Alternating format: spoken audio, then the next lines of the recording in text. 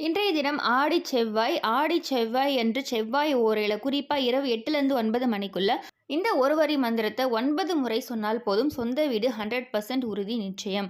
சொந்த வீடு வாங்கணும், சொந்த வீடு கட்டணுன்ற ஆசையா இருக்கு அப்படின்னா, இந்த மந்திரத்த கட்டாயமா இன்றைய தினம் 9 முறை சொல்லுங்க. அதே மாரி இன்றைய தினம் அமாவாசை முடிந்து 3ஆம் பிறை தரிசனமும் சேர்ந்து வந்திருக்கு.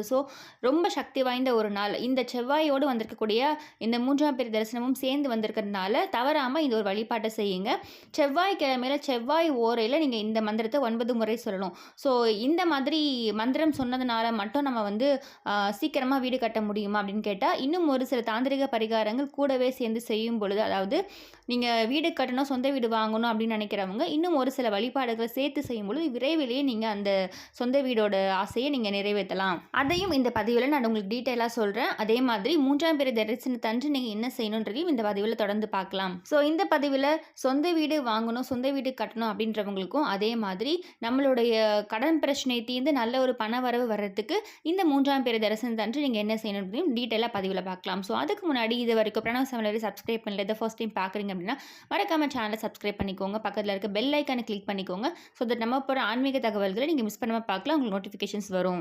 இன்றைய காலகட்டத்தில் நம்ம ஒரு சொந்த வீடு வாங்குறதும் கட்டுறதும் ரொம்ப கனவாகவே இருக்குது. காக்கை குருவிகள் கூட பார்த்திங்கன்னா சொந்தமாக வீடு கட்டி வரும். அந்த மாதிரி நமக்கும் வந்து சொந்தமாக ஒரு வீடு கட்டணும். எலி வலையானாலும் தனி வலை வேணும்னு சொல்லுவோம்.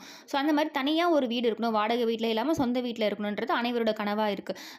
அப்படிப்பட்ட கனவு நிறைவேறணும் அப்படின்னா, இப்போ நம்ம கிட்ட எந்த ஒரு பூர்வீக சொத்தோ இல்லை, நம்ம கிட்ட பணமோ இல்லை, ஆனால் எனக்கு வந்து சொந்த வீடு வாங்கணும்னு நினைக்கிறவங்க நம்மளால தனியாக முடியாது. அப்படிப்பட்டவங்க கடவுளோட துணை இருக்கும் பொழுது கட்டாயமாக உங்களாலையும் சொந்த வீடு வாங்க முடியும். ஏதாச்சும் ஒரு வழியில், ரொம்ப ஒரு அதிசயமான ஒரு வழியில் பார்த்தீங்கன்னா உங்களுக்கு பணவரவு வந்து நீங்கள் சொந்த வீடு வாங்கிடுவீங்க.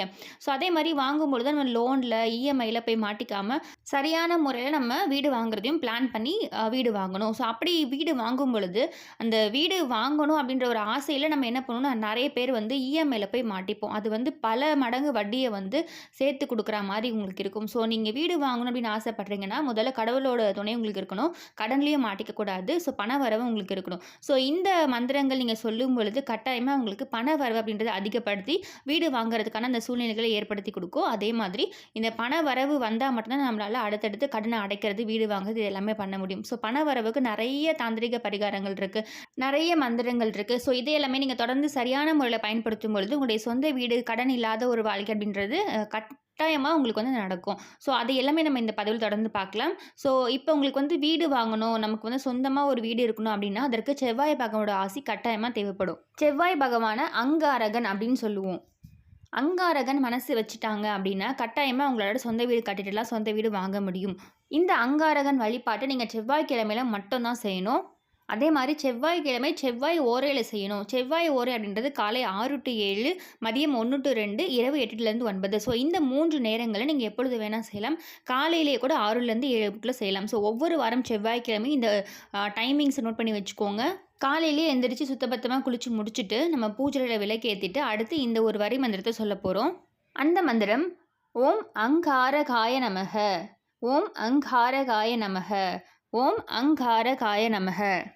இந்த மந்திரத்தை 9 முறை நீங்கள் சொல்லணும். காலை 6 to 7க்குள்ளேயும் சொல்லிடலாம், இல்லை மதியம் 1லேருந்து 2க்குள்ளேயும் சொல்லிடலாம், இல்லை இரவு 8லேருந்து 9. இந்த 3 நேரங்களில் எப்பொழுது வேணால் நீங்கள் சொல்லலாம். ஆனால் செவ்வாய் ஓரையில் தான் செய்யணும், செவ்வாய்க்கிழமை தான் செய்யணும். அப்படி அந்த நேரத்தில் நீங்கள் விளக்கேற்றி வழிபாடு செய்ய முடியல அப்படின்னாலுமே நீங்கள் காலையில் எழுந்திரிச்சு சுத்தபத்தமாக குளிச்சுட்டு இந்த நேரத்தில் நீங்கள் இந்த ஒரு வரி மந்திரத்தை மட்டும் ஜஸ்ட்டு கண்ணை மூடிட்டு சொல்லிடுங்க. இப்படி சொல்லும் பொழுது உங்கள் மனசில் சொந்த வீடு கட்டணும், சொந்த வீடு வாங்கணும் அப்படின்ற ஒரு எண்ணத்தை மனசில் வச்சுட்டு நீங்கள் இந்த ஒரு வரி மந்திரத்தை சொல்லுங்க. இப்படி நீங்கள் ஒவ்வொரு செவ்வாய்க்கிழமையும் செவ்வாய் ஓரையில் இந்த ஒரு வரி மந்திரத்தை 9 முறை சொல்லும் பொழுது சீக்கிரமாகவே சொந்த வீடு வாங்குறதுக்கான அந்த யோகம் நிச்சயமாக உங்களுக்கு வரும். அதே மாதிரி உங்களுக்கு இன்னும் கொஞ்சம் எக்ஸ்ட்ரா டைம் இருக்குது அப்படின்ற பட்சத்தில் நீங்கள் ஒரு சின்ன நோட்டு போட்டுட்டு அந்த நோட்டில் தினமும் 9 முறை இந்த ஒரு வரி மந்திரத்தை எழுதிட்டும் வரலாம். அந்த நோட்டில் எழுதி முடிக்கிறதுக்குள்ளேயே உங்களுக்கு வந்து சொந்த வீடு வாங்குறதுக்கான யோகமும் உங்களுக்கு சீக்கிரமாகவே வரும் அப்படின்றது ஒரு நம்பிக்கை. இந்த நோட்டு எழுதிட்டு நான் வந்து ஜஸ்ட் எழுதிட்டே இருக்கேன், ஆனால் வந்து எனக்கு தானாகவே சொந்த வீடு வரணும் அப்படின்னு நம்ம வெயிட் பண்ணக்கூடாது. ஸோ நம்ம எழுதிட்டு இந்த மந்திரங்களுமே சொல்லிவிட்டு அதற்கான நீங்கள் முயற்சிகளையும் எடுக்கணும். ஸோ அதற்கான உழைப்பையும் நீங்கள் போடணும். அந்த உழைப்பில் ஒரு 100% இல்லை 200% உங்களுக்கு வெற்றி கிடைக்க ஆரம்பிக்கும். அந்த தடங்கள் எல்லாமே நீங்கி உங்களுக்கு ஏதாச்சும் ஒரு வகையில் சொந்த வீடு வாங்குறதுக்கான யோகம் உங்களுக்கு வர ஆரம்பிக்கும். அதே மாதிரி இப்போ நம்ம சொந்த வீடு வாங்கணும் அப்படின்னு ஆசை இருக்குது அப்படின்னா இதை மட்டும் எழுதிட்டு நம்ம வெயிட் பண்ணால் நடக்காது. அப்போ அதற்கான பணத்தையும் நம்ம அட்ராக்ட் பண்ணணும், பணத்தையும் நம்ம சம்பாதிக்கணும். ஸோ அப்படி பணம் சம்பாதிக்கும் பொழுது நிறைய பணம் நம்ம கிட்ட அட்ராக்ட் ஆகணும், நிறைய பணம் நம்ம சம்பாதிக்கணும்னா இன்னும் ஒரு சில ஒரு வரி மந்திரங்கள் இருக்குது. ஸோ அது எல்லாமே நீங்கள் எளிமையாக சொல்லும்போது தினம்தோறும் நம்ம நார்மலாக எப்போ ஃப்ரீயாக இருக்கோ அப்போ சொல்லும் பொழுது உங்களுக்கு உங்ககிட்ட பணம் வந்து அட்ராக்ட் ஆகுறதையும் பணம் சேருறதையும் நீங்களே கண்கூட பார்க்க ஆரம்பிப்பீங்க. பணத்தை எளிமையாக ஈர்க்கக்கூடிய ஒரு வார்த்தை மந்திரத்தை இப்போ நான் உங்களுக்கு சொல்கிறேன். ஸோ அது பார்த்தீங்கன்னா 656 இந்த நம்பரை அடிக்கடி சொல்லுங்கள். எப்போல்லாம் உங்களுக்கு டைம் இருக்கோ 656 656 அப்படின்னு சொல்லிகிட்டே இருங்க. ஒரு சில வார்த்தைகள் ஒரு சில எண்களுக்கு பார்த்தீங்கன்னா பணத்தை அட்ராக்ட் பண்ணக்கூடிய ஒரு சக்தி இருக்குது. ஸோ அதில் 656 அப்படின்ற நம்பருக்கு பணத்தை ஈர்க்கக்கூடிய ஒரு சக்தி இருக்குது. ஸோ நீங்கள் டைம் இருக்கும் போது எல்லாமே சும்மா 656 656 அப்படின்னு சொல்லிகிட்டு இருங்க. மனதுக்குள்ளே சொன்னாலும் ஓகே, ரொம்ப சத்தமாக சொல்லணும் அப்படின்ற ஒரு அவசியம் இல்லை. ஸோ அப்படி சொல்லும் பொழுது ஆட்டோமேட்டிக்காக உங்ககிட்ட பணம் ஈர்க்க தொடங்க ஆரம்பிக்கும். இந்த 656 அப்படின்ற நம்பருக்கு பண வசியம் ஏற்படுத்தக்கூடிய ஒரு தன்மை இருக்குது இந்த நம்பருக்கு. அதே மாதிரி மணி லவ்ஸ் மீ, பணம் என்னை விரும்புகிறது, இந்த மாதிரி நீங்கள் பாசிட்டிவான வார்த்தைகளை சொல்லும் பொழுது கட்டாயமாக உங்ககிட்ட பணம் சேர தொடங்க ஆரம்பிக்கும். ஸோ அதையே நம்ம சொல்லிட்டு இருக்கணும் அவசியம் இல்லை. சும்மா ஒரு 2லேருந்து 3 நிமிஷம் ஒரு நாளைக்கு இந்த மாதிரி நீங்கள் சொல்லுங்கள். 656ன்னு சொல்லுங்கள், மணி லவ்ஸ் மீ, பணம் என்னை விரும்புகிறது இப்படி சொல்லுங்கள். இந்த மாதிரியான வார்த்தைகள் நீங்கள் சொல்லும் பொழுது, நேர்மறையாக சிந்திக்கும் பொழுது, சொல்லும் பொழுது கட்டாயமாக அது நடக்க ஆரம்பிக்கும்.